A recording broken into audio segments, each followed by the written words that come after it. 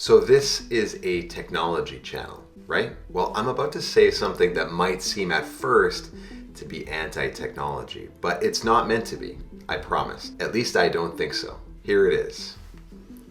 This is slowly tearing down the fabric of our very society, and it needs to stop. Someone needs to stop it. Do you see where I'm going with this? As great as smartphones are, they're a double-edged sword in the truest sense. As much as they help us, they hurt us. Perhaps more. Are you not sure what I'm talking about? Let's get into it. Listen, I've always considered myself to be really pro-technology, meaning I believe technology is good.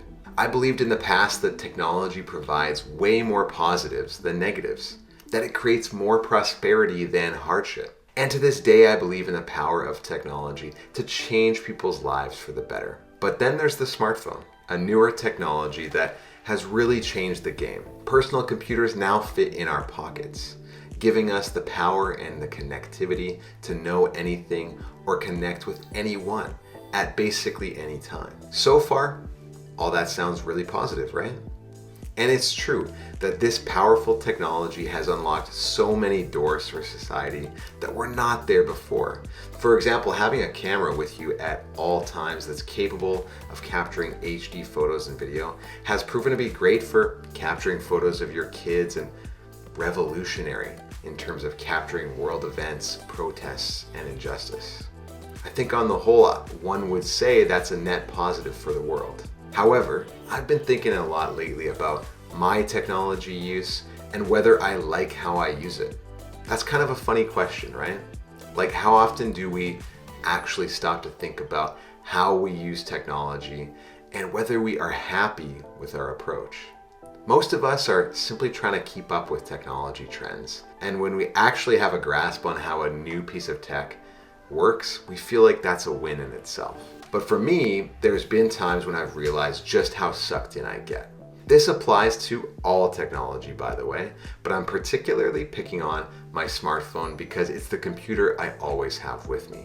When you realize that you've spent 4 or 5 hours on your phone and you've missed out on real human interaction right in front of you, it's a moment to reflect. And another reason I wanted to make this video is that I know I'm not alone in this.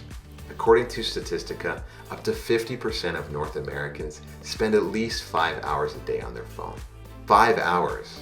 There's only 24 hours in the day, 7 or 8 of which you're sleeping, which means 5 hours is 30% of your waking hours. Another 22% of people said that they spend at least 3 or 4 hours a day on their phone. Only 5% of people indicated they spend less than an hour a day on their phone. On top of all that, it's not just using your phone, but what you use your phone for. On average, people spend 37 minutes per day on social media apps like Facebook, Instagram, TikTok, and so on. Now, I personally spend a lot of time looking at screens. I work on a computer full-time for my day job, so it's kind of unavoidable. But the tendency to move from one screen at the end of your workday to another for your leisure time is a troubling trend. This realization led me to this book, Digital Minimalism by Cal Newport. He's an associate professor of computer science at Georgetown University. Now, I won't summarize the entire book because I'm sure you can understand the concept of it. The idea of carefully choosing and selecting how you spend your online time in order to live a more purpose and value-driven life. The book goes into detail, deconstructing some of the common reasons we give for spending so much time online or on social media. For example, I've always felt that it's important to have Facebook on my phone, even though I, like so many people, actively dislike Facebook. But if you ask most people, why do you use Facebook? You'll commonly get answers like keeping up with friends and family, or connecting with a community or a club, or so on. Yet, have you ever noticed how much of your feed is actually posts from your friends and family? Shockingly, little. Because even if you have a lot of friends, they can't possibly post enough content to keep you scrolling for hours. Which is why Facebook fills in the rest with suggested content. And the more you engage the content, the more the algorithm can learn what will keep you on the service longer. And I'm picking on Facebook here, but it's not the only offending app. There's plenty of social media apps to choose from: Facebook, Instagram, TikTok, Twitter, even LinkedIn. And it's not just social media. You've got all kinds of apps, including the news and weather apps on your phone. I mean, when you pick up your phone, there are dozens of instantaneous options to transport you directly into another virtual world. And we take advantage of these frequently. Our tolerance for boredom has become so small that we can't stand the thought of waiting in line at the grocery store or for our elevator to reach our floor without whipping out our phone and checking into literally anything that our phone recommends. Even when we're not consciously thinking about our phone, there's notifications that pop, ding, and buzz, prompting us to focus our attention back to this 6-inch display. And why is this bad exactly? Well, as I've outlined already, there's a tendency to supplant real human interaction with digital interaction. But it gets worse. The big tech companies behind these products have armies of software engineers running A/B tests to see which notifications pique our interest more. They have psychologists on staff who are informing them on how to give us the greatest dopamine kick. And they have machine learning algorithms that learn every day how to further trigger our addictive behavior. Their intentions are not pure. Not only that, but as the book points out, there's already studies that show a strong correlation between social media use and negative factors like loneliness and poor physical health.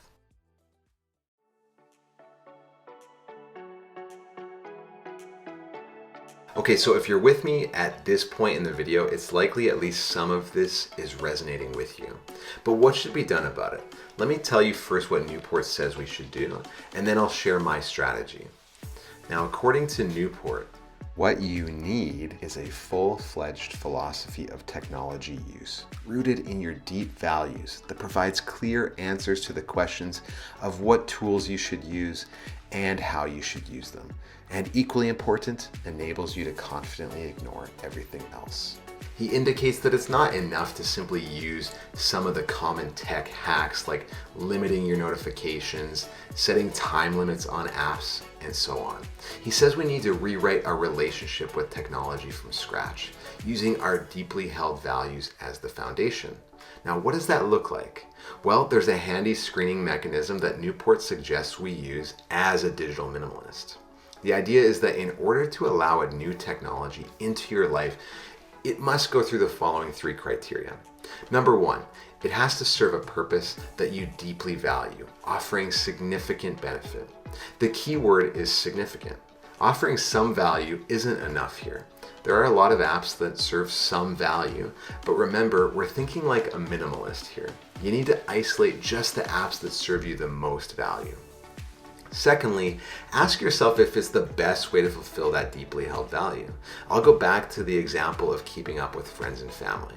If you deeply care about what's going on in their lives, is Facebook, Instagram, or fill in the blank the best way to get that value? Compare interacting through a series of superficial likes and comments with a high quality form of communication, a one-on-one 30-minute phone call once a month. But thirdly, just because you decide to let a specific technology or service into your life, you need to build a set of standard operating procedures that specifies when and how you use that technology to be truly successful. What does that mean? Well, let's say, for example, you decide that Instagram passes the minimalist filter and you're going to keep it in your life. But you know there's a fine line with Instagram between getting the all-important photos of your nieces and nephews and getting sucked into the algorithmic recommended content. So your standard operating procedure could be that Instagram is for Saturday mornings over a nice cup of coffee. You browse through all of the updates from your friends over the course of the week. You like and comment away. And then when you're done with your coffee, you just put it away and you don't open it again until next week. You don't technically lose out on any of the good stuff that you want, but you skip out on a whole lot of the extra fluff that you don't actually need. Newport goes on to explain practical ways to implement digital minimalism, as well as to fill your life every day with more meaningful activities to further enrich your life and fill the rather shallow hole left by abandoning your mindless scrolling.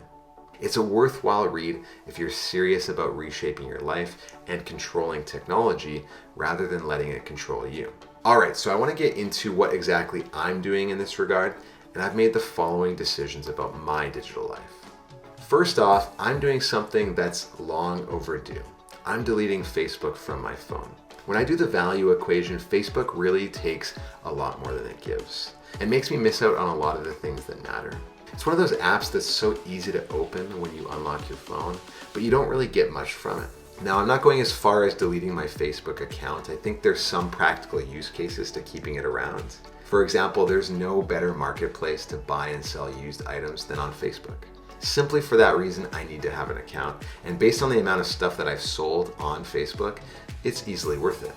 But by keeping it off my phone, I'm in control of when and how I use the service.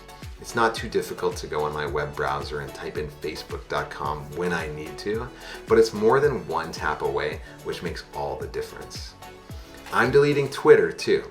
As much as I enjoy it, I mainly use it for passive consumption, and it serves a secondary purpose of stressing me out. On a platform where you are limited to 280 characters, it drives the incessant need for people to post their hot takes, which are mostly polarizing and incomplete thoughts, especially when it comes to political topics.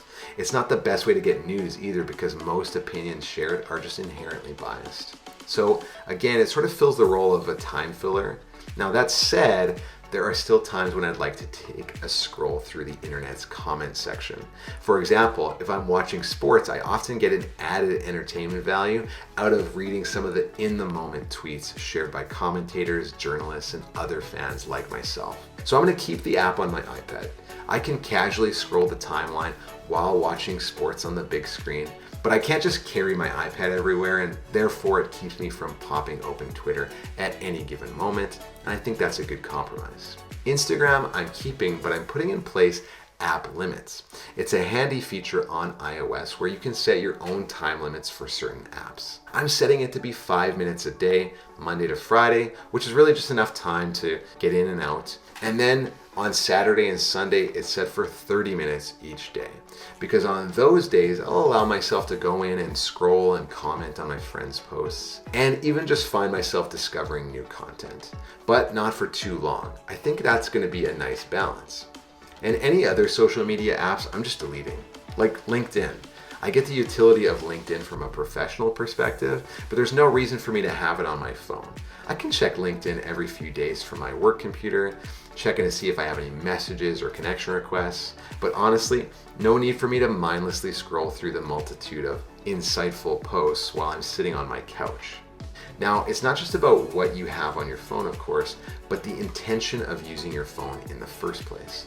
Every time I pick up my phone, I should have a reason. That's why I'm going to find a spot somewhere in our house to keep my phone in the evening, possibly in our handy kitchen basket. If it's here, it means I'm focused on the time spent with my family after work.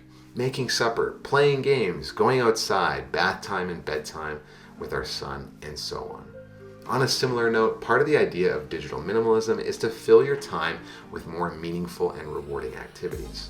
My personal commitment is to not only pay more attention to my family, but to regularly reach out to friends and just catch up.